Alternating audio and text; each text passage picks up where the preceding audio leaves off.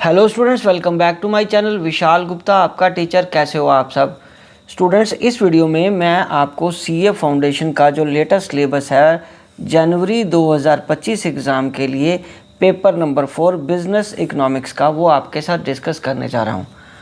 Students, आपके पास almost अब सिर्फ 3 मंथ्स रह गए हैं, तो आपका ये लास्ट वीक है सितंबर का। तो इसमें आप एक बार ज़रा प्लानिंग कर लीजिए कि कौन सा यूनिट, कौन सा चैप्टर आपने अभी नेक्स्ट 3 मंथ्स में कंप्लीट करने हैं। रिवीजन भी करनी है क्योंकि आपको टाइमली, तो प्लानिंग उस हिसाब से होनी चाहिए।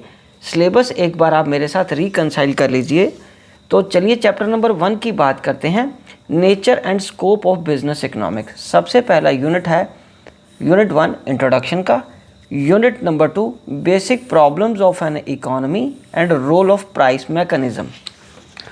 चैप्टर नंबर 2 में स्टूडेंट्स है theory of demand and supply, unit number 1 law of demand and elasticity of demand, unit number 2 है theory of consumer behaviour, unit number 3 है सप्लाई। अब हम बात करेंगे चैप्टर नंबर 3 की। स्टूडेंट्स, इसमें है theory of production and cost. Unit number 1 में क्या आ रहा है? Theory of production. Unit number 2 में आ रहा है theory of cost. Chapter number 4 में है price determination if in different markets. Unit number 1 है meaning and types of markets. Unit number 2 determination of prices. Unit number 3 price output determination under different market forms. ठीक है students, चलिए अब हम आगे बढ़ते हैं चैप्टर नंबर 5 की तरफ, बिजनेस साइकिल्स। ठीक है, चैप्टर नंबर 5 कौन सा? Business cycles. और chapter number 6 determination of national income. Unit number 1 क्या है इसमें? नेशनल इनकम अकाउंटिंग के बारे में। और यूनिट नंबर 2 है the Keynesian theory of determination of national income, determination of national income. So chapter number 7 क्या है? Public finance. यूनिट नंबर 1 क्या है? Fiscal functions and overview, centre and state finance. Unit number 2 क्या है? Market failure और government intervention to correct market failure. Unit number 3 क्या है?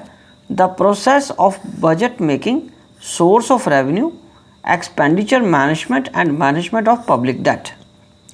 और बच्चों, जो चैप्टर नंबर 8 है वो है मनी मार्केट से रिलेटेड। यूनिट नंबर 1 है theories of money and concept of money demand. Unit number 2 है the concept of money supply. And unit number 3 है मॉनेटरी पॉलिसी। ठीक है स्टूडेंट्स, चलिए अब हम आगे बढ़ते हैं यूनिट नंबर 9 की तरफ, इंटरनेशनल ट्रेड। यूनिट नंबर 1 है बच्चों theories of international trade. Unit number 2 है the instruments of trade policy.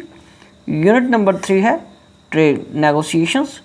Unit number 4 है exchange rate and economic effects. Unit number 5 है इंटरनेशनल कैपिटल मूवमेंट्स। और चैप्टर नंबर 10 किसके बारे में है बच्चों? वो इंडियन इकोनॉमी से रिलेटेड है। तो ये था सारा सिलेबस आपका जो जनवरी 2025 एग्ज़ाम में आना है।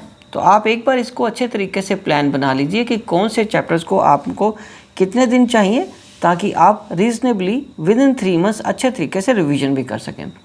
तो इसी के साथ विशिंग यू गुड लक।